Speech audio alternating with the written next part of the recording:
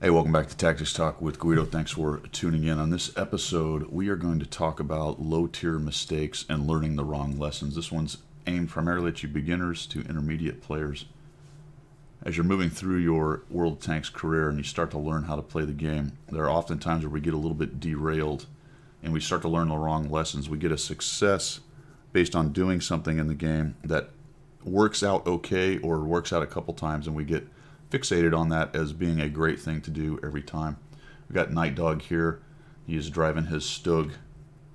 Which one is it? Stug 3G, which is a pretty fantastic little Tier 5 German casemate TD.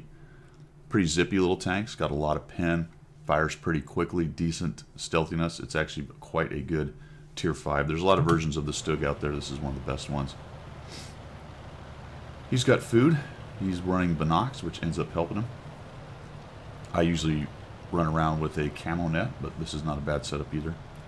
Doesn't need a whole lot of gold in this tank, and he's got a good setup. He's in a Tier 5, Tier 4 game and a 5-10 game. Loaded into Erlenberg, and he is in the north spawn, and he's headed over here towards the castle side, which is pretty typical, and he's going to do the right thing with his casemate. He's going to hang back a little bit and see if he can't find any dumb enemy team mates or enemy team members who want to get lit. Maybe up on that hill or on the road over here, or potentially in the courtyard of the castle. Looks like we've got A20 being very foolish, sitting up here thinking he's invisible. He is not, and he disintegrates. So one thing you need to do as a new player is kind of watch the mini-map and see what's going on. You can see that there's quite a decent enemy push over here on the east side, and there's quite a few tanks on Nitedog's side. So hopefully he's noted that. Got to keep an eye on the mini-map. Looks like they're probably going to have some trouble over there on the east unless things go well. So you got to keep an eye in there. That is a small example of one thing you've got to do as a new player. Nitedog, if you look at and I'm looking down here on the mini-map, if you look at your gun line, pushing down to the mini-map, there's a big wall right here. You can see that wall. That guy's actually back around behind that wall, and in fact tucked in around behind the castle. So you're just not going to get any shots on this guy through here. There's a couple openings, but they're more like here, and they have to poke out for you to get any shots. You're going to spend quite a bit of time investigating this shot. Zoomed in looking at him when you're just not going to get it. He's got to come all the way about to right there to get any kind of shot. The other problem for all you new players was zooming in on something like this, and I see this a lot, where a casemate TD player is just staring in one position, and you can tell he's in sniper mode because there's nothing else going on with his tank. Maybe the gun just barely moves around a little bit, just looking for that shot. That's usually not going to come. And the problem is that this soda straw you're looking in is decreasing your SA around you. You might say, well, I'm looking at the mini-map, so I'll notice if something shows up. Well, usually you don't, because you're so fixated on that red guy you were just seeing. Also, there's things like trees falling down, or buildings getting crushed, or just paying attention to what your teammates are doing around you. That's actually one place where people get TKs a lot. They're zoomed into that soda straw. They don't notice there's somebody maybe maneuvering around beside them, and they don't notice them moving forward, and next thing you know, you're shooting a guy going by you. Those are all little things, but they all add up. So what's happened here is Nitedog notices that he's got a T-28 coming in towards the artillery and the back towards his cap. He's also losing pretty well over on the east side, so he's going to flex over to this bush over here. The Stug is going to have a little bit of trouble using this. It's kind of a low-profile tank. Not a whole bunch of depression. It's got decent depression, but you're going to find that he has to actually come up and over right here to get any kind of shots. Maybe if you'd have worked over slightly to the left, Nitedog, it wouldn't have required as much of an up and over maneuver. You still would have been out in the open, but you wouldn't have had to travel up and over so much. The good news about this spot, though, for everybody who's watching, is when he does back up, he's going to drop off that back end pretty quickly. It will not be exposed for as long. So if you use a shallow incline, it may help you out with the gun depression, and you may not have to go as big an up and over maneuver, but when you back out, you're going to be exposed for longer. Just something to think about there. There's an A28, or T28, sorry. Puts a shot into him, gets spotted, stands in and gets lucky on a bounce, and then stays there with the KB1, gets another bounce. I think Nitedog, I might have pulled back a little earlier. You did get that one more shot in there, but I think you're kind of lucky that you didn't get a couple pins on you there, but your armor held up. Especially that Wolverine. That's the guy you really want to worry about, and the KB1. The KV-1 doesn't seem too bright. He just sort of trundles on in here out in the open, thinking his KV-1 is invulnerable. There is a new guy mistake that you will make. Watch out for that. You look at your KV-1 or whatever heavily armored tier 5, tier 6 tank you got, and you think you're invulnerable. You can just kind of drive around in the open. That is not true. Armor is secondary in this game. Never trust armor. If it gives you opportunities, use them. If you can side scrape or use your armor to increase your hit point pool by blocking shots, do so. But don't go into a fight planning on that, saying, well, I'm just going to drive forward because my armor will save me. That's just not going to happen. Not the way the game is set up with gold and penetration and whatnot. Alright, so he's flexed back and dealt with the push on the cap, and that is one of the lessons I want you to, that's a good lesson that I want you to learn. Now let's talk about what I discussed earlier, wrong lessons, because often for you beginning and intermediate players, what happens is that ended up working out, and what goes through your mind is, okay, camping cap is a good idea.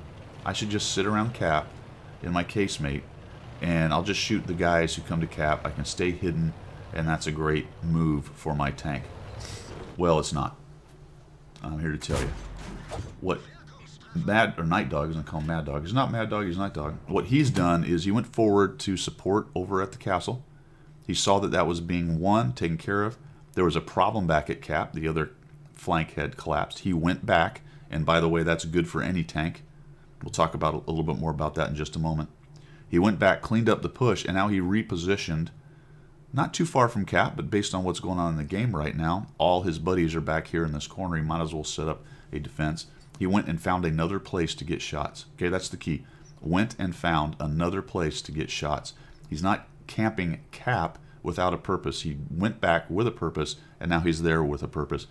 If you take the lesson that I just sit at cap no matter what's going on, that's the wrong lesson that I'm talking about.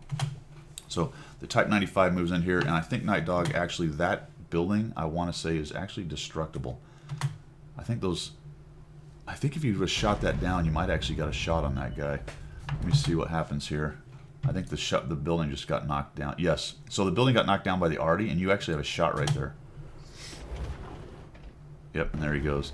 So as far as that goes for you new guys, there are certain buildings that can be destroyed in this game. And taking a shot, you may say, well, I'm not going to waste my shot on a building. Well, you knock the building down, your buddy gets the guy taken out. And that's just one less gun you have to worry about. Or you knock the building down and your next shot goes into him. With a quickly firing gun like the Stug has, that's a great idea. Now this is really fantastic. Watch this. Okay, so we're gonna do this. We're gonna slow down. Watch this guy. Watch you can see the shell actually come at you.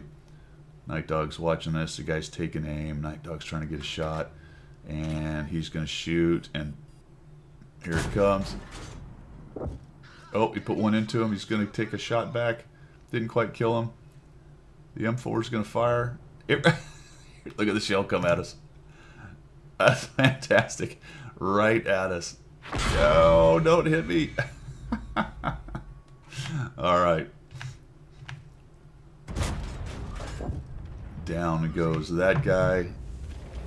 Stood in, killed the M4 off. Alright, I would not sit there, Nitedog. You just got spotted and there's 2 artillery. As soon as I killed that M4, I just started moving. That is another mistake that often happens with newer players. If there's already around there and you've been spotted, and you're not trying to hide from another tank who might be ready to kill you right there or something, it's a good idea to get out of there. Unfortunately, that goes into the ground. Takes one more just in case. Doesn't quite get that guy. AT2 goes down from the Lukes.